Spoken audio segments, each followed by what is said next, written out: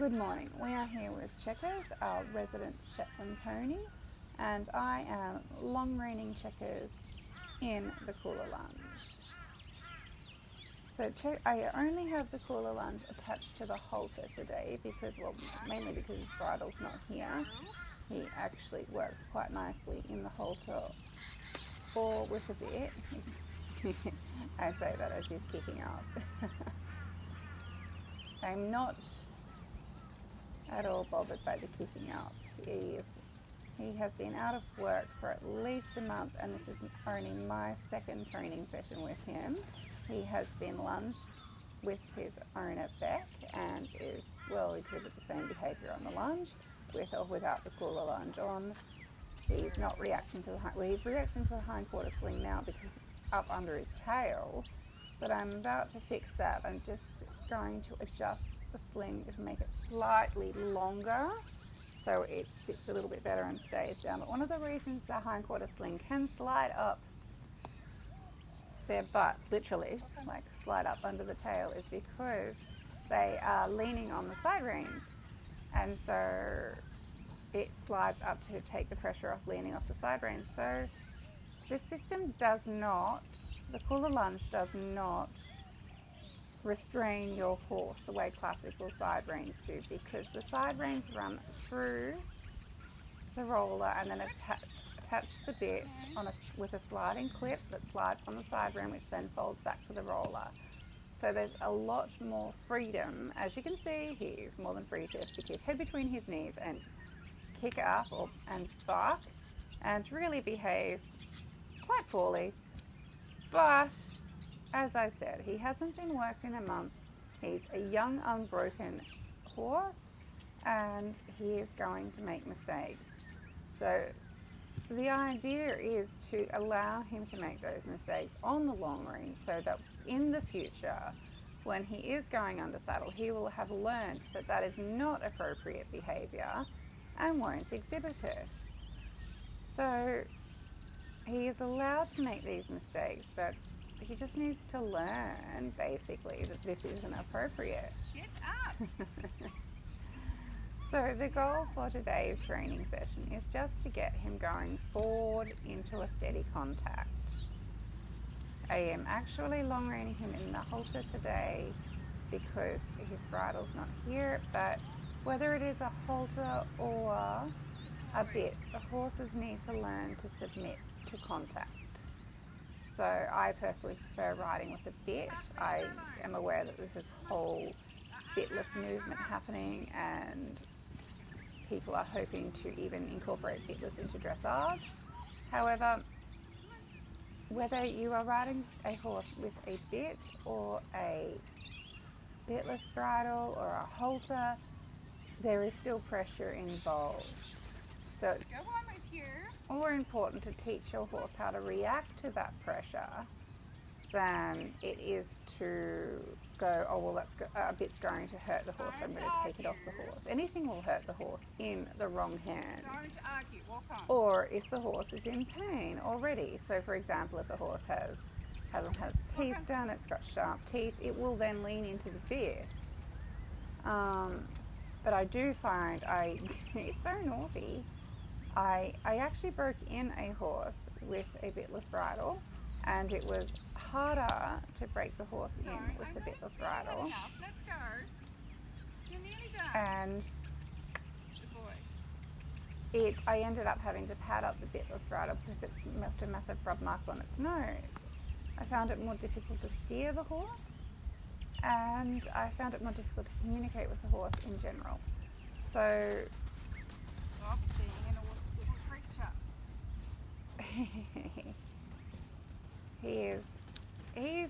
he is protesting, but he's just being young. So in order to deal with the protest, I'm just going to keep asking him to go forward. I am not bothered by the protesting. He needs to learn that I'm not going to give up. It is literally my way or the highway, but how we get there is up to Checkers. So we can do the easy way, where he goes for a walk, trot and canter around on the long reins, or he can expend his own energy kicking up. It's not causing you any difficulties whether he kicks up and tries to run off, or if he just does what I ask him to do, which is to go forward and listen to my voice commands and be obedient. So there is no editing in this video apart from when the pyro flicks off of us. And so the training session is what the training session is. Now you'll see here now he's decided to try going backwards. I want to keep my position where I am, so I'll just go backwards with him until such time he decides that that's not working and then goes forward again.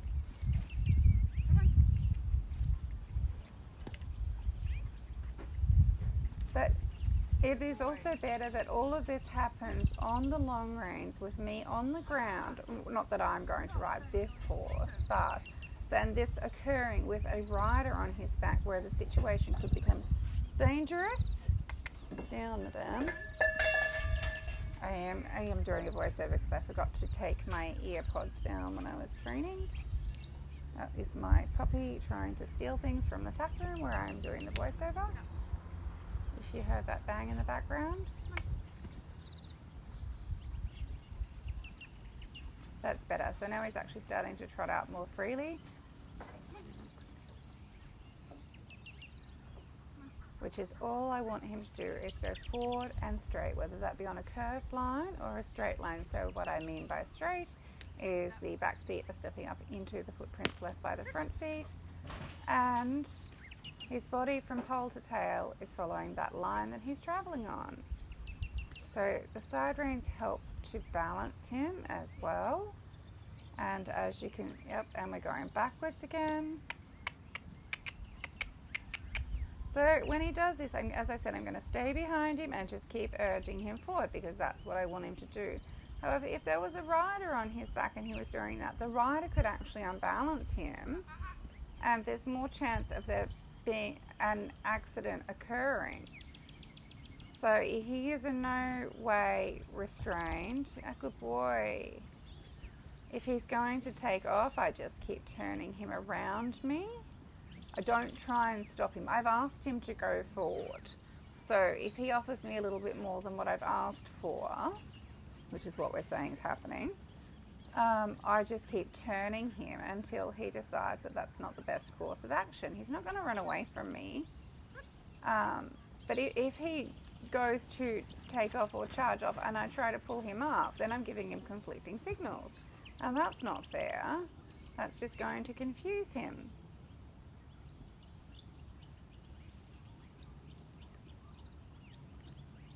I'm just having a little pat. I want to be able to approach horses when I'm long reining them, not have them think that something not pleasant is going to happen when I walk up to them because, well, quite frankly, how am I going to ride them then? Obviously, like I said, I'm not riding checkers. That would be not ideal.